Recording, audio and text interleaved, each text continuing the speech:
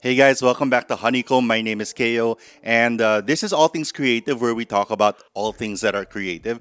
Our belief is that everybody who works here is creative because we believe that all things are creative, right? Whether that be engineering or planning or the stuff that we more traditionally think of as creative. We believe that creative problem solving is a real thing, and to discuss that, we actually have one of our original members here in Honeycomb. We've spoken to him before on our YouTube channel, but this is, we're kind of doing an update on everyone. So I'd like to welcome to our studio today our member since 2019. Yeah, Illac Diaz of Liter of Light. Feels like Avengers pre-pandemic. It's just Pre-pandemic. almost didn't exist a world before.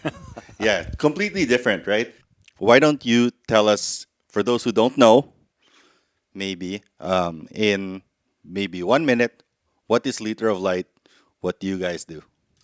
So, Liter of Light is works like ambassador of UNESCO, and UNESCO is the Educational and Science Division, right? So we work with them, and what we Of the UN. of the UN. Okay. So we work with them because there's the newest platform, which is called the International Day of Light. It's to give relevance to the 1 billion people plus that don't have access to electricity.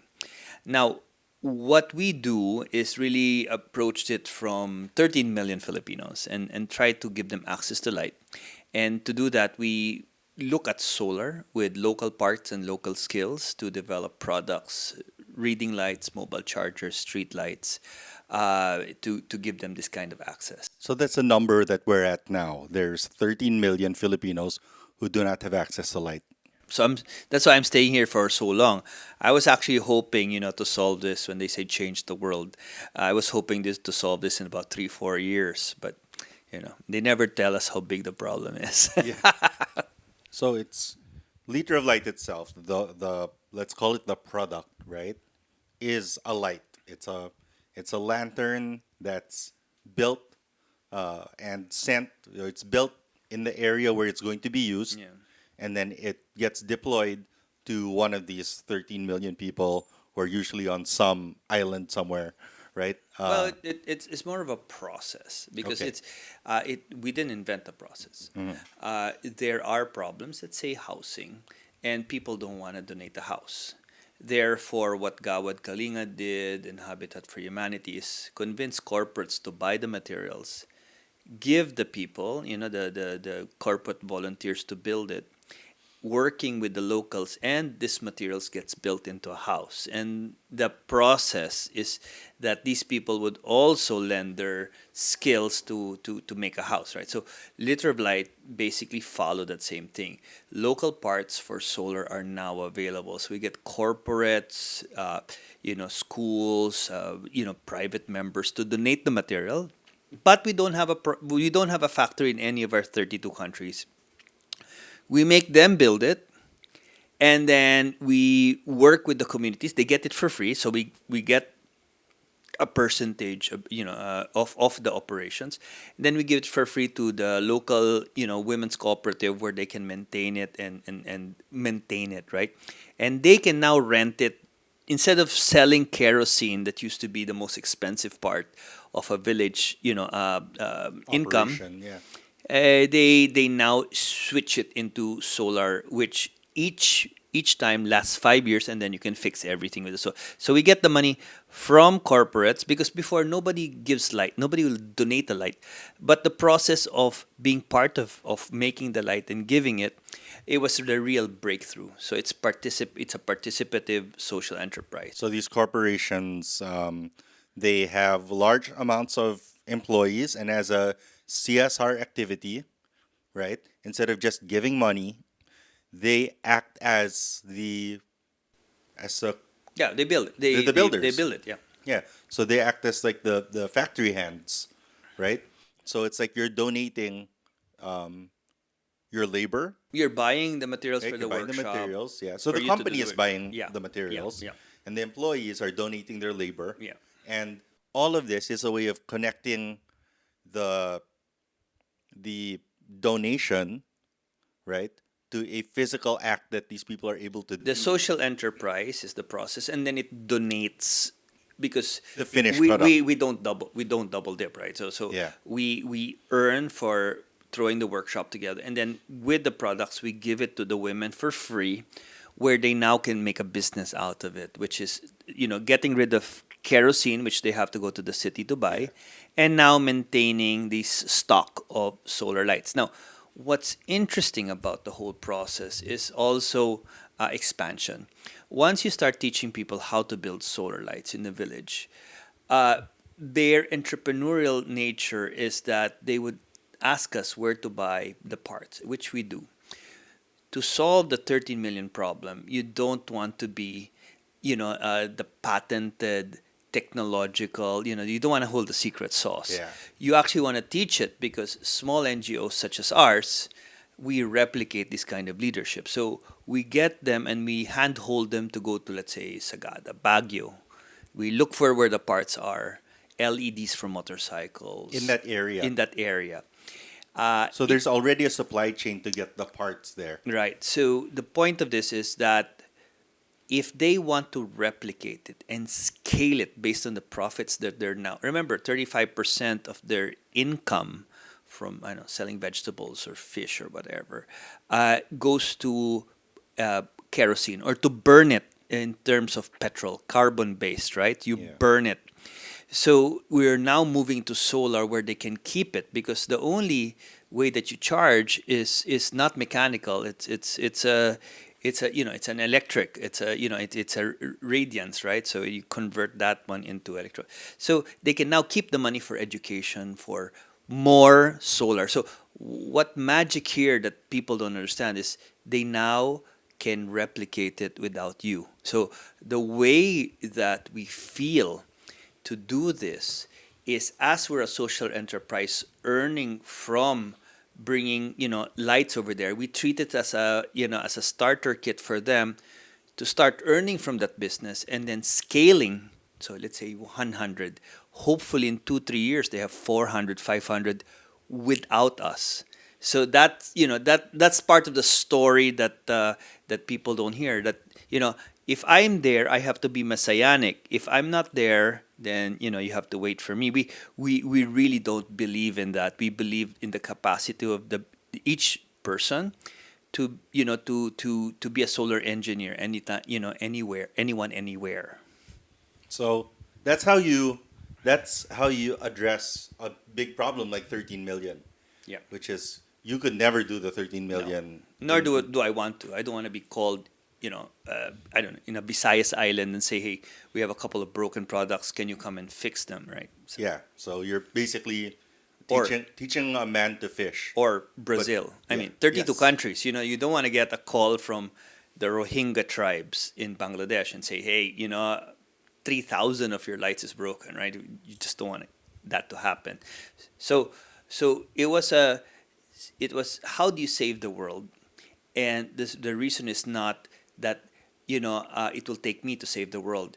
It actually is, if we do this like the Philippines, like Bayanihan, if we help everybody become as good as me, as technically entrepreneurial as me, force this kind of energy poverty, then we can scale it rapidly, like like a huge ice bucket challenge. So, all right. So you deploy to all these countries, right? We have a 13 million problem here. What's the numbers like globally? So it's 750,000, but 1.2 billion is the one that we're looking at because not everybody can keep on, like for example, when you go to Brazil, they only have 4 hours of generator power because they only have that much money. So really, it's like people are living half poverty or people living in whole because it's petrol based or the prices of electricity are just too expensive, just like here in Metro Yeah. Manila, right? So Well, we say Metro Manila, but you go to provinces, it's actually more expensive. well, what's really interesting is some of the places with geothermal Yeah. and solar plants, because they have to go into large scale debt to be able to purchase this. They actually fly over the energy poor community. So really, it's really a matter of this kind of access. One interesting number, let's say a refugee camp, right? There's now more migrants. Although we'd like to talk about energy poverty for people with a house without power, there are Yeah. more climate migrants and war migrants people moving without a stable address than anywhere in the world. Those are the things that Liter of Light is also addressing. When you say energy poverty, a lot of it are refugee camps moving, and so for us, we have to figure out a way for them to be able to maintain it and replicate it, and as they're moving, right? How do you find these groups? So we work a lot with, there's UNESCO. Hmm. You call it UN OCHA, right? So we look at the numbers. It's widely published. The Leader of Light is basically focusing on that. Like if we can start teaching communities to be able to look for sustainable energy with local parts and local skills, then more of that money can be local. Question: How does such a small nonprofit help, let's say 350 villages, right? Yeah. I must be out of my mind trying to say, we're going to light up the world, because Because there's six of you here. we're six of us here, there's 50 of us in Mandaluyong. Okay. How do you do that? Well, all the farmers or fishermen, they have to go to Manila to bring their goods. Hmm. That's where the most money. So they have jeeps, communal transportation, buses. They all go to Manila, dump it, and then they go back empty. They call it empty cargo, right? There's no backhaul. But it's the same guy bringing it and the same guy going back all the way, right? Yeah. So basically, you can give the parts to this guy, and for sure, it'll get to the women cooperative there. So by building a supply chain where we can not only deliver the lights but we can maintain it, because of this, if you want to call it farm to town or farm to market. There's also a market to back to the farm to maintain these thousands of lights without me physically having to go there every month. And by just taking this supply chain that's unidirectional and making it Yeah, yeah, bidirectional. yeah, yeah. Yeah, that's very creative. Think about this globally, right? From Liter of Light. The same group you see here is the same group that you will see in Brazil, except they have 30. They're bigger. Yeah, And so bigger country. they don't import or export. We built it in a sense that they get the products there. So if they have to scale it from 10 to 1,000, it won't take them months to import it from China or India. They basically have all the parts there already. So I built everything from, Egypt to Senegal to, Congo. They all have operations where all their parts are available there. Of course, they don't have recycled plastic, so they have to use pottery. Dominican Republic, for the province Haiti, we had to use bamboo. So each country has their own formula. What you see here with recycled plastic and that is because we're an island and I need it to be as waterproof as possible. Yeah. Also, we're kind of at the forefront of this heavy onslaught of superstorms, super Right. typhoons, right? So it's a 20 day of to day them, reality for us. 5 of them destructive. It's becoming so strong that it's cross country. So before, if you get hit in the Philippines, there would be aid that comes here. But now it goes straight into Taiwan, into Vietnam. It's this kind of super typhoons just, It's hitting everyone at the same time. and so aid is now dispersed, Yeah. and less comes to compensate for that's why in the next climate change conference in COP28 in the UAE, before we used to talk about this feeling that there would be enough time. They say in 2030 that this could be fixed or countries emitting would lower it. But that was kind of a ruse. They are not. It's becoming worse. And that's why we're now asking for loss and damage. like we need that money to be able to lessen the number of people hurt. And that's because they didn't do it. Is that correct? Like Well, the people who could have, the institutions and organizations, countries yeah, that were creating a lot of the yeah, damage could have reversed it, could have. but they haven't. There was a lot of That- hope. yeah. There was a lot of science behind it. I mean, most scientists already know that it's for certain. But it became a way of tricking the developing countries, because before the measurement used to be by country, like okay, the United States, China. I mean, it used to be by country, but suddenly it became everybody's problem by parts per million. So they said, you can't cross 350 parts per million, and we're all part of the same ocean of carbon emission. So it stopped pointing fingers. It was really it was a great chess move by moving away from countries with the most pollution, right? Yeah, yeah. And what happened is, of course, you also have that the biggest speakers, especially for developing countries, are mostly from that country. They don't even travel here. They just look at the data and they say, oh. But before, there used to be very clear heroes and villains, and not to say villains, but polluting villains, right? Not Yeah. not all companies are bad. They're very good ones. But Yeah. what happened was, before, companies that did not care about employees, that you would hurt them, would violate the humanitarian rules, labor rules. They would be about society. So what about society? Companies that don't care about society. But the biggest is environment. And then civil groups would come together and they would protest. They would stop these kind of operations. What corporates did very smartly, which is, I'm going to get to the climate very soon, is the fact that they put up corporate foundations. And the corporate foundations would basically be a tax deductible vehicle for them to mimic. Not all, but many of them would just mimic. This one says you're cutting trees, right? So this one would plant trees. So they said, okay, we plant more trees.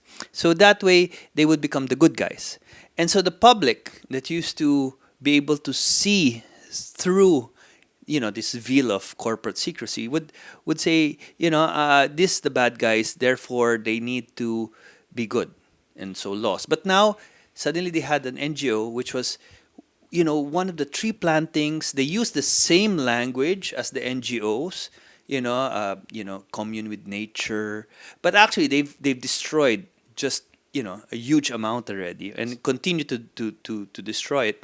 But this thing about using corporate foundations to mask or to PR themselves out of a problem, and not, once again, not all, but this is the same thing that they're using for countries. They're using great greenwashing, without people actually calling them out on it. Now they are, but to be able to say, "Hey, we're not the villains here. We're with you."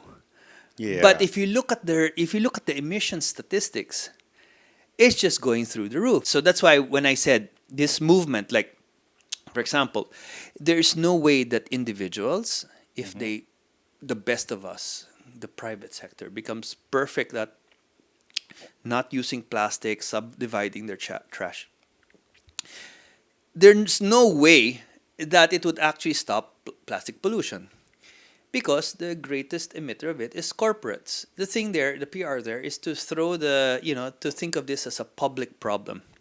Same thing with carbon emissions. Without the corporates So- doing it, So this is why we have all this stuff where people are like, oh, we can solve this by not using drinking straws, right? Or by recycling. yeah, there's no way. There's Individual. no way without.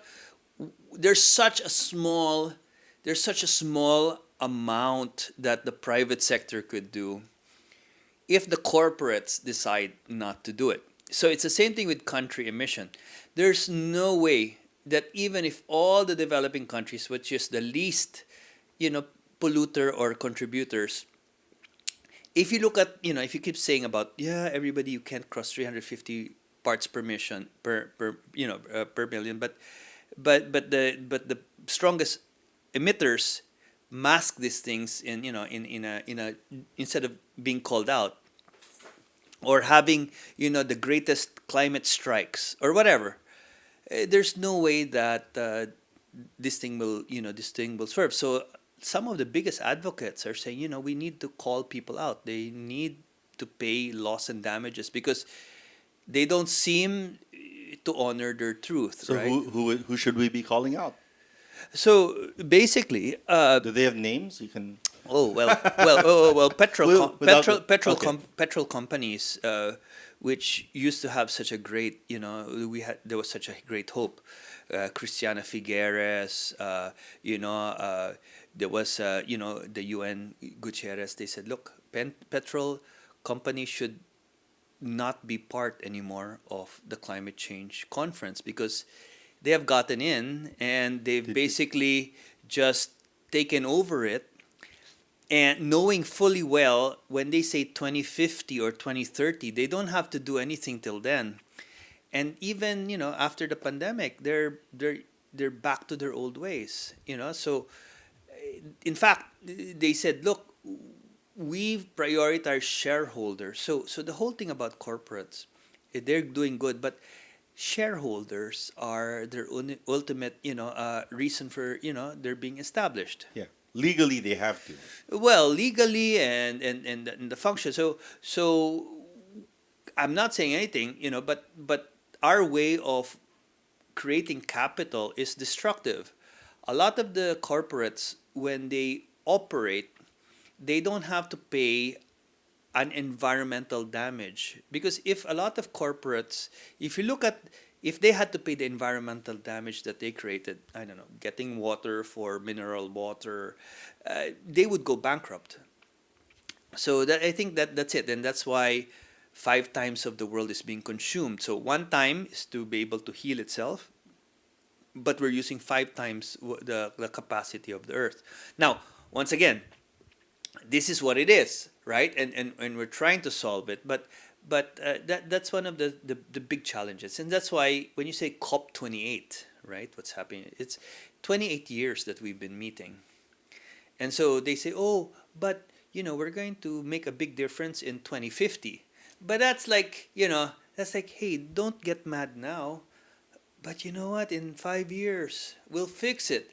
Back to the question why liter of light is. This liter of light is supposed to be not only lighting, it's really emergency lighting. So when these kind of superstorms hit, like Haiyan 10 years ago, that there's a way for the locals to gather thousands of people to create solar lights, emergency solar lights. So it is, yes, it's a solution, it's a way to get it to them as fast as possible from 1 week as compared to before 5 months, right? So I mean it's just too long if you have to import it, and it's too expensive, the 60 to 80%, right? So how many you have to times two it sometimes. And so there, it liter of light addresses it, but we also understand just what a challenge it will be in the next generations to be able to tackle 250, 300 kilometer per hour winds. How does one not feel helpless against these giant I mean, you might be in 32 countries, but you're still a very small Yeah, organization yeah, we're in comparison, that's why right? we How do you not feel we're up hopeless against all of that's something I'm starting to confront. I have small kids, right? And I read about it all the time about like Gen Z feeling hopeless about the now. state of the environment. How does one confront that on a day-to-day basis? Because I see you guys here working every day towards this goal, knowing that you're up against something that's so big and powerful, and it's almost literally screaming into the typhoon, Yeah, yeah. screaming into the storm. How do you deal with that on a day-to-day basis, on a personal level, as an organization? So the model isn't to create leadership. So in the other countries, they don't even know of an Illac Diaz. They, of course, in the foundation, they know that I created the money to be able to donate to them $5,000, $10,000 to start their movement. We have great hope, and that's why we go straight to the villages, right? So all of these things with the corporates to be enable us to start our, we call it a shift, right? We're shifting from kerosene to solar. We know that even though huge blackouts happen, the villages that we take care of has continue to have lights, street lights. I guess you have to look, like Obama. I mean, the audacity of hope, right?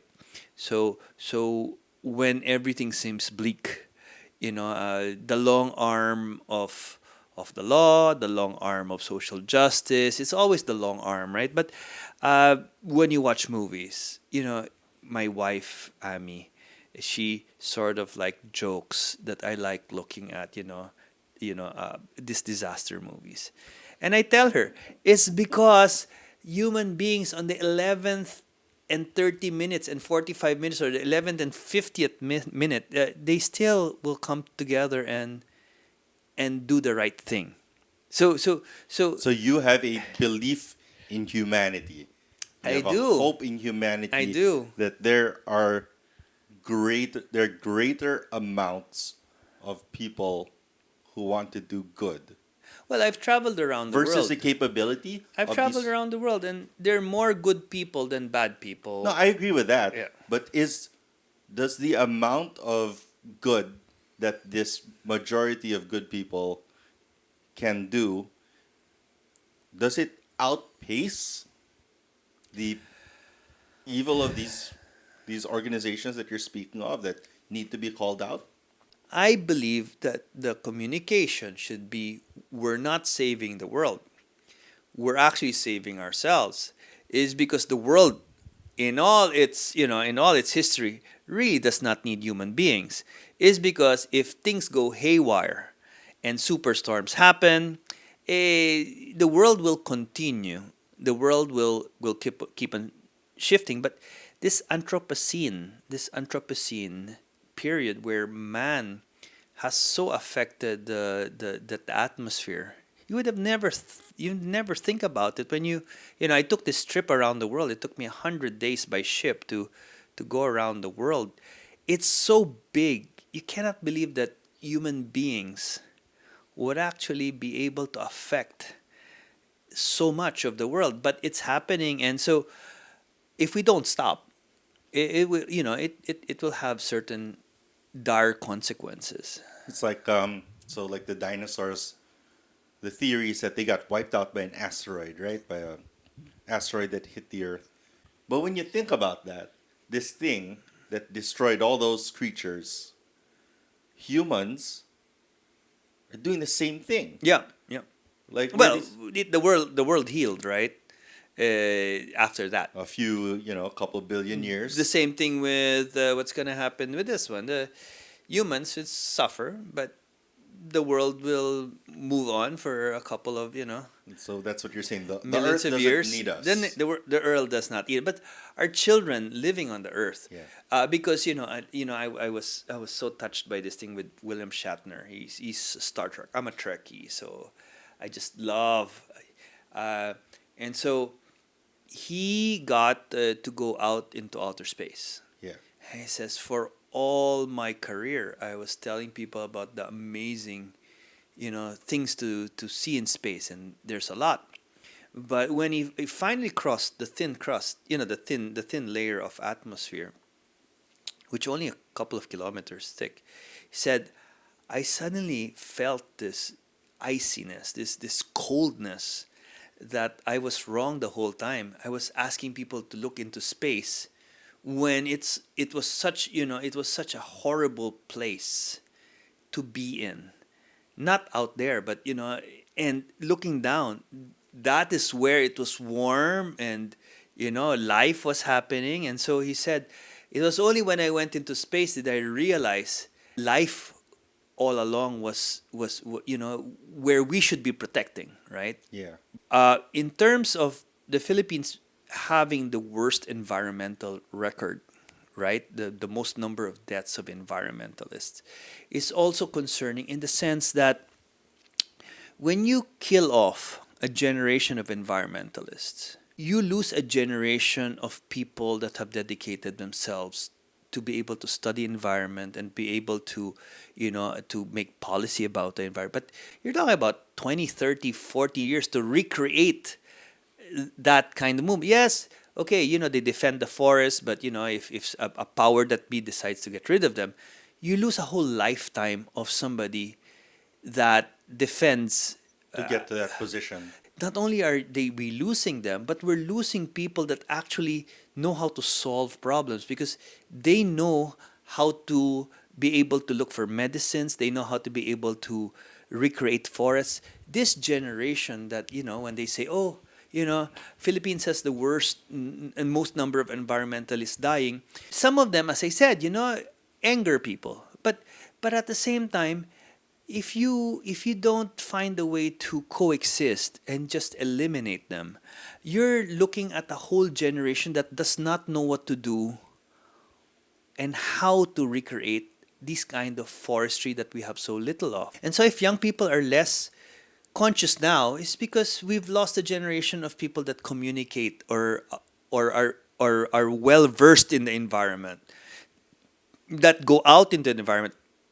There are people that don't care about the environment, but because a lot of them, they never had the chance to go to the forest. Many young people today don't care about environmentalists. They don't care because they've lost the people that would bring them out there, that would bring them to educate them. All right. So that's a big problem, right? That we're trying to solve. We're addressing a global problem. 8 billion. You're talking about 8 billion people on this Yeah. earth, right? With that said, what does the rest of 2023 look like? What does the last 4 years look like for Liter of Light for you guys? So, I don't want, this thing is, we're talking about the problem, but I just wanted to balance it out with a statement that there is hope, right? But that hope is premised that people do their share. So in the world where people say, oh, there are NGOs and there's government to handle it, you'll understand that, if people don't do their share, that means other people have to take up that burden. So there's a way to solve it. We're hoping to inspire more of these people, not, that got scared about being part of the environmental, and so we're trying to do this documentary to inspire people that changes from the Philippines can go around the world. We hope to double the number of people making lights because it's all our stock is every major storm it just disappears. Our emergency solar lighting system is just it just disappears with the number of places that are hit at the same time. And that's why Liter of Light in its really small way is trying to get as much solar lights in villages because when it hits, there's not going to be any kerosene runs for you. When there is disaster that strikes, it's better for the villages to know how to have mobile charging system, street lights, uh, to be able to have some light as they go through the storm. That doesn't have to have a part that comes from Metro Manila, right? They have their own store. So the future of these kind of stores, for me, or inside the classroom where they have to, weather the storm, is to be able to have their own way of having light, right? So when you ask me what is Liter of Light, it's designed to be, an emergency solar lighting system that is people based, that has parts there, because we know that that the storms are going to hit, and so they need some kind of emergency lighting. And so that's what it was built for. And in times of peace, when there's no superstorms, it's supposed to solve energy poverty. Honestly, long-term problems, you need serious people with serious skills, right? And sometimes when you have these serious problems and serious skills, you become very passionate and adamant to voice it out. But if you voice it out and somehow through a series of events, unfortunate events, you lose your life or people scare you to death, Uh, you know what No one kind is getting scared to death, what kind We're of getting actually killed. what kind of environmentalists? It's one of the world's biggest crisis, right? So it's It is the so biggest so so you crisis. need people that are passionate. They know what they're doing, science, but you cannot get rid of you cannot get rid of this strata of people just because they bristle the government, right? So I'm just saying, there must be a middle way, because if you lose a whole generation, and this kind of climate change takes 7 years, 10 years to replace all of them, it's gonna take another 20 years to get a But next nobody's generation up. thinking, let's be realistic. No one, at least in our government, actually, governments everywhere around the world, no one thinks in those windows of time Yeah, yeah, because term limits are really short, yeah, yeah, right? So it's like, oh, I got 6 years to get stuff done. Realistically, I'm yeah, only really working for four yeah, of those years, right? Because one year is going to be just like setting stuff up. The last year is like a lame duck yeah. situation, right? So I mean, it's actually but really when I talk difficult for about anyone to think in a environmentalists, I'm 20 gonna year. say, like, what kind of trees to plant, what are those, what are edibles, what I'm saying is, it takes a whole lifetime to be able to develop this kind of skill. To lose that, it's just not even a cultural loss. Even just young people that speak, just speak that there is a crisis to other young people, that there is a crisis, and that they cannot keep on living their late days as if nothing's going to happen. It's very important. It's very important that we have people that can communicate. Like, I can't communicate to young people. I have a hard time, because there are this kind of communication to each generation. So that's why Greta is so popular with young people, is because she knows how to communicate something that us, it's even tough to talk to friends about it, right? The people that know most about how to act on it are the people that I feel we're losing, or they're being shamed, We have to or value them in I, that I respect. mean, they're the people that operates the machinery that works the lifeboats, right? Yeah. All right. So we've been going for more than an hour now. So this is actually how Illac and I just sit around and talk sometimes. I think it's very cathartic. Like it's a catharsis for both of us, right? To be able to discuss some of these things and get stuff that's just kind of in our head out there. But for the sake of just of podcasting, really Yeah, of having some thread of continuity or lightness, whatever, yeah, across. I'm gonna ask you a couple yeah. questions. Got it. You know a lot of people. Like sometimes I'll be surprised. Like Ilak will start talking about, you know, the king of this country or Al Gore or James Cameron, and like it's completely true. Like it's he's not like just telling stories. It's actually dudes who he knows. So I actually think I ask this question to almost everyone who I interview, for whatever reason, and I think this is going to be a really interesting answer from you because you actually get to meet a lot of people who ordinary folks around don't get to meet. The question is, if you could sit down for a drink, whether it's a cup of coffee or a cup of cognac, right? A sip of cognac with anyone, alive or dead, for 15, 10 minutes, who would it be? And what would you ask them? So my wife is, I'm a fan of John Cusack. It just so happens that uh, people think that he's out of his mind sometimes, but he has one of those things where he talks about things that people don't like to talk about, but he does it in such a way that is really interesting. I was thinking, if it's the end of the world, I wouldn't mind having, watching, he did the disaster films, and just, understanding, like, how Hanging out with John Cusack. just What hang would out. you ask John Cusack? I know I gotta say, it's like one of the most random answers I've ever heard. yeah, But okay, no, yeah, what would you ask John Cusack? a life is too short for boring, uh, boring people. I have an extreme attraction for people who have a different choice in life. What I'm saying is the world is so big, so amazing that we have to have that point where we've done what our parents tell us and what society tells us and start writing our own script to move out there.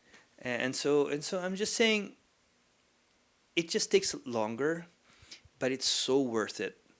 Hanging out with the craziest people that you can, not drugs or anything. I'm just saying that Sex.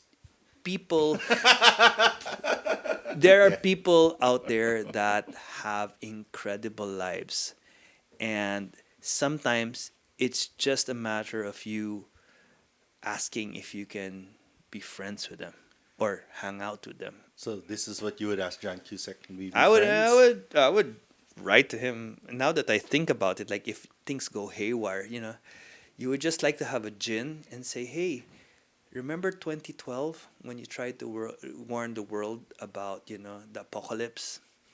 And John Cusack, I like his films. All right. All right. I think that's good. So we're gonna talk to everyone here, right? Mm. Is there something you've always wanted to ask someone here? Not specifically, but just a question that I can ask the next person on the next podcast. What should I ask them? Honeycomb is such an interesting thing because it's such a not only creator space, but it's also a solution space. So it's one of the things is how can we use or find a way for the community to sit down and have more chats like this. Thank you guys so much for joining us. I think that's a pretty good note to end on. If you are enjoying the content, please do subscribe to our YouTube channel. It helps us a lot. You can also get us wherever podcasts are found. So Google Podcasts, iTunes, Apple Podcasts, I think it's what it's called now, Spotify. But of course, we very much appreciate when you watch on YouTube. I know it's long, but it's one of the few places that we get monetization. So that actually does help us a lot. One thing that kept us alive here in Honeycomb during the pandemic was that YouTube page. So we are very appreciative to all of you who watch and listen to the stuff that we're producing here in Honeycomb. We're going to continue making this podcast over the next few months to talk about the different people in our community here who visit us doing things big and small. Liter of Light is on one of the bigger sides of impact in the world. I do hope to get you back at some point, so maybe every few months, every year or something, so that we can do some catch up on where we are in comparison. Maybe it won't be this long because we won't have, we'll be doing more of a catch up, right? Versus then this. When you take this long, there's a lot more cuento. So but let's be real. You and I sit down with some microphones.